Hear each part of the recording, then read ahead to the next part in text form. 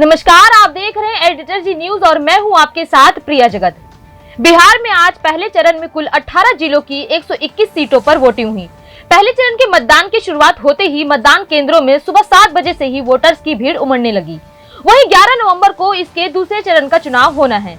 ऐसे में कहा जा रहा है कि ये चुनाव राज्य की राजनीतिक दिशा तय करेगा। वहीं बिहार चुनाव को लेकर डिप्टी सीएम विजय शर्मा और अरुण साव के बयान भी सामने आए हैं, जिसमें उन्होंने बिहार चुनाव समेत कई मुद्दों पर मीडिया के सामने अपनी बात रखी, जिसमें उन्होंने नीतीश सरकार की सरकार में बिहार में क्या परिवर्तन आए, तेजस्वी यादव की 2 करोड़ की नौकरियां देने वाले बयान और राहुल गांधी के फेक वोटिंग जैसे दावों पर उन्होंने क्या कहा, आप भी सुनिए। पिछले 20 वर्षों में नीतीश कुमार जी के नेतृत्व में बिहार में जो परिवर्तन आया है,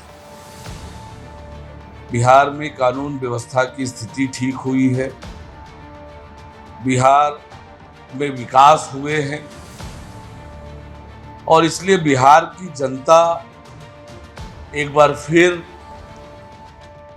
एनडीए को भारी बहुमत से बिहार को आगे बढ़ाने का मौका देगी। अनेक स्थानों पर जाना हुआ बिहार में, बिहार की जनता का रुझान पूरी तरह से एनडीए की ओर है और बिहार की जनता जानती है कि जो महागठबंधन है वो बिहार की कैसी दुर्दशा कर सकते हैं, क्योंकि उनका इतिहास ये रहा है और इसलिए बिहार में एनडीए के पक्ष में वातावरण है। हाँ, पहला फेज का आज मतदान है वहाँ पर और तेजस्वी यादव के संदर्भ में ये बहुत स्पष्टता है भाई कि वो कुछ भी बोले जा रहे हैं उस चुनाव में, उनको हर हाल में किसी तरह से भी सत्ता चाहिए, ऐसा हाल हो गया है।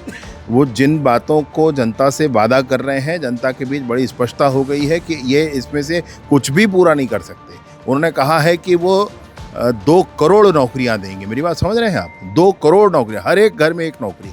अगर आप हिसाब लगाएंगे उसमें तो वो 2 करोड़ बैठता है लगभग।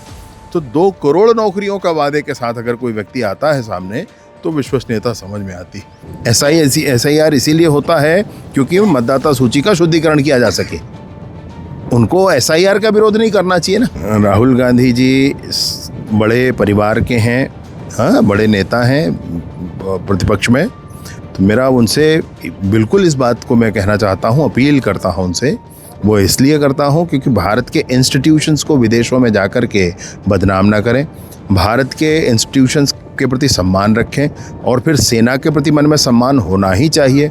जब भी सेना पराक्रम करे तो सेना को नीचे दिखाने की कोशिश जो करते हैं, चाहे वो सर्जिकल स्ट्राइक का समय हो, एयर स्ट्राइक का समय हो या अभी मिसाइल स्ट्राइक का समय हो, ये उनको नहीं करना चाहिए। उनको समझना चाहिए, जिम्मेदारी पूर्वक राजनीति करनी चाहिए। सारा भारत कहता है, प्रधानमंत्री जी ने इस विषय को कहा है और कल उपराष्ट्रपति महोदय ने इस विषय पर कहा है, केंद्रीय गृह मंत्री जी ने कहा है, माननीय मुख्यमंत्री विष्णुदेव साय जी ने कहा है, सबने आग्रह किया है और इस बात को अब समझना भी चाहिए। पुनर्वास करें, वापस आए, मुख्य धारा में आए।